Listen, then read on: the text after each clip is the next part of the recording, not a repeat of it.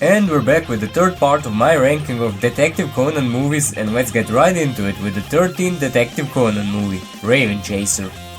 This one sees all of our favorite detectives from the series working together to solve a string of murders across Japan. Their only clues are a mahjong tile left near every victim, the fact that every victim had an item taken from them after the murder, and a dying message from the last victim that said Tanabata and Kyo to the officers that found him. Since every murder was committed in different parts of Japan, every prefecture sent their best detectives to Tokyo headquarters to work together on the case, with notable detectives like the Yokomizo brothers, Yamamoto Kansuke, and even Inspector Yamamura.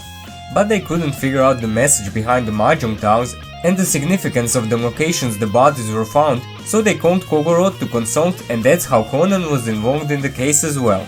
And when Conan heard Inspector Yamamura sing the song that's the melody played when entering the email address of the Black Organization's leader on the phone, he asked him why he was singing it, to which Yamamura responds he heard someone type their phone in that melody in front of the bathroom, which immediately prompts Conan to follow that individual. Seeing them enter Jin's car, he deduced it must have been Vermont, that came to check the disguise of an undercover operative of the Black Organization in the police force, considering disguises are her forte. That, coupled with the nightmare he had earlier about Jin and Vodka finding out he is alive and hiding as Edogawa Conan, made him understandably nervous, so he had to sniff out the spy in order for the Black Organization to not learn he's alive, since he helped the police on occasions after his supposed death. On top of trying to solve the serial murder case and finding out why the Black Organization is interested in it. This movie has a lot of things going for it. The inclusion of all the fan favorite detectives working on one case, with all of them contributing in some way or another, the intense cat and mouse game between Conan and the spy in the police force, the threat of the Black Organization closing in on Conan's secret, and the tangible tension throughout the movie. But I was kinda bored when watching it. Like I said, the movie has good points and it's not a bad movie by any means, but maybe it was the pacing or the fact it tried to balance two plots at the same time, leaving it to feel a bit unfocused, or something else entirely. It just didn't grab my attention like some other movies in the franchise did, and for that I'm placing it between the second and the sixth movie on the enjoyability list. The 14th Detective Conan movie, The Lost Ship in the Sky, opens with an attack on a microorganism institute by members of a long-thought abolished terrorism group. They steal several vials of a dangerous bacteria that has a mortality rate of 80% when infected by it. After taking the bacteria, they blow up the lab and take off, and we jump ahead to Conan talking to Heiji about the attack. But since the terrorists still haven't made any demands, the topic changes to the airship of the Suzuki Corporation Conan and the usual gang will be flying with to Osaka. It's the place of the latest challenge Sonoko's uncle Jirokichi has issued to Kaito Kid, and he invited them to witness his victory. So they all get aboard the airship, meet some side characters. Ran finds Kaito Kid and is about to turn him over to the police, but he convinces her he's actually Shinichi. Kogoro gets pissed drunk and everything is just fine and dandy. Until the terrorists that stole the bacteria notify Jirokichi that they released said bacteria in the ship's smoking room, and several people start showing symptoms of infection. To top it off, the terrorists also board the airship, taking everyone hostage and threaten to release the bacteria. How will our heroes resolve the crisis? We'll find out on the next... Wait a minute, didn't I say I'm done with that joke? Oh well. I really enjoyed this movie. Given the premise, the fact that I watched it during the whole coronavirus thing probably only added to my enjoyment. This is probably the most fun movie in the franchise so far. And yes, you heard correctly. I said a movie about terrorists threatening to commit bioterrorism is fun. But that's just part of the movie. There's also the part Conan teams up with Kaito Kid, proving once more they are the perfect duo.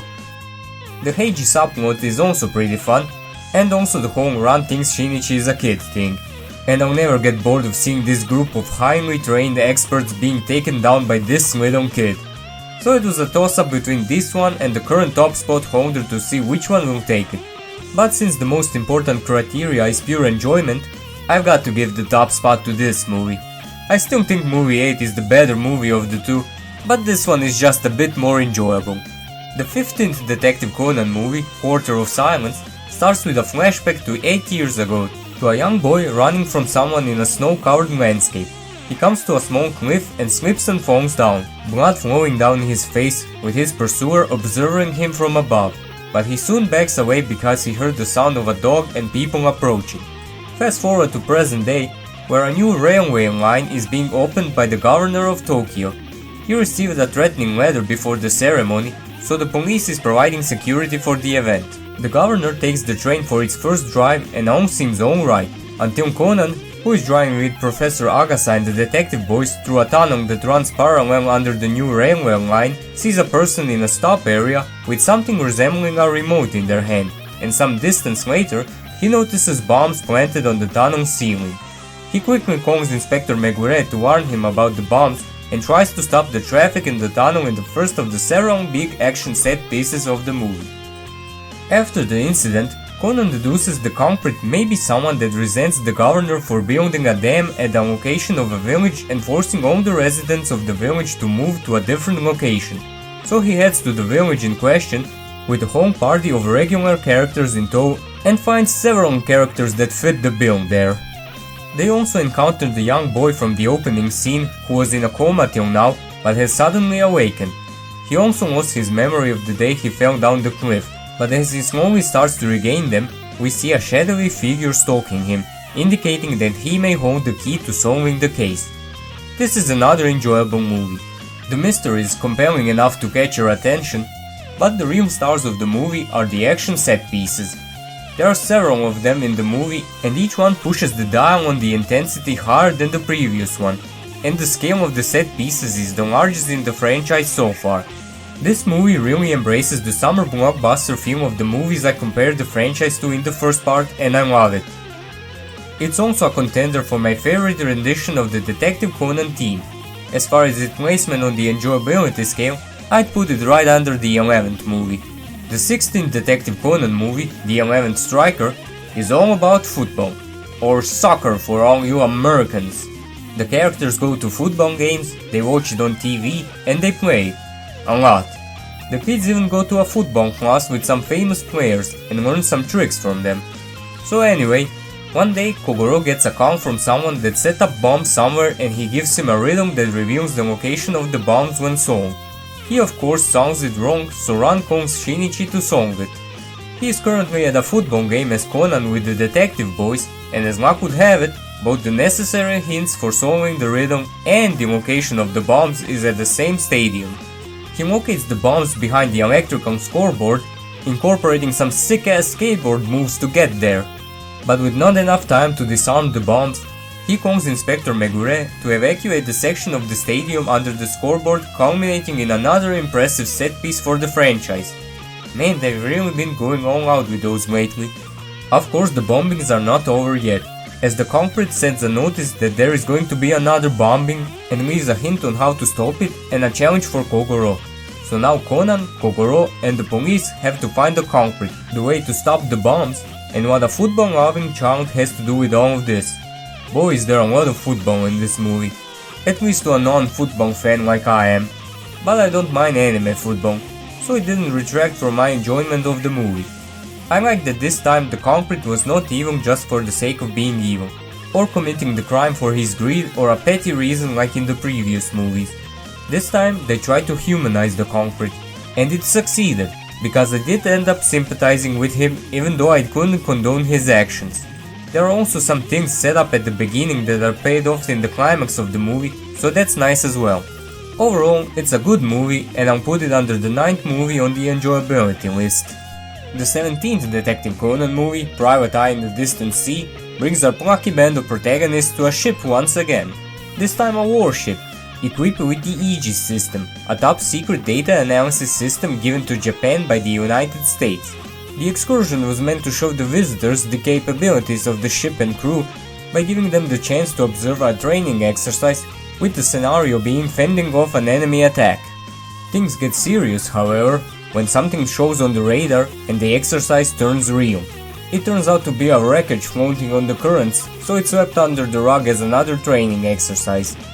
Later we find out that a severed arm was found in the ship's filter belonging to a Japanese self-defense force officer, and Kogoro offers his help in solving the case of his murder, which in turn leads to a discovery that a spy is on the ship looking to steal the Self-Defense Forces combat data and patrol routes which would put Japan at risk of foreign invasion. So finding him before he hands over the data becomes a matter of protecting not just the Self-Defense Forces' integrity, but the safety of Japan as well.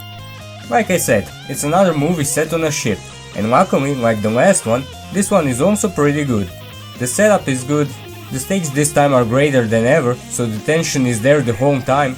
There are different agencies involved in the case that get to a rocky start but start working together in the end, and Kogoro acts like an actual respectable adult. Eventually. I don't know what it is about ships that makes him get his act together, but he needs to get on one more often if that continues to happen. Overall, a good and enjoyable movie, and I'll put it about the 15th movie on the list. The 18th Detective Conan movie, Dimensional Sniper, focuses, as the name would suggest, on catching a culprit behind a series of murders that prefer to kill his victims from a distance with a sniper rifle. The primary suspect is a US Marine and member of the Navy SEALs that was stripped of his achievements for allegedly shooting a civilian on one of his deployments, giving him a motive against the victims in the case. However, the case turns problematic when the primary suspect is also found dead, shot with a rifle. Yeah, I don't really have much to say about this one. It's fine, not really anything special, or bad, but that also means it's not memorable enough to warrant a rewatch. The most notable thing about it is that it marks the movie debut for Sarah Masumi, Okiya Subaru and the FBI agents, and Ron finally gets to kick some ass in this movie. Overall, I place it under the first movie on the enjoyability scale. And that's it for another installment of the ranking of Detective Conan movies. See you next time in the fourth and last video in the series. Bye!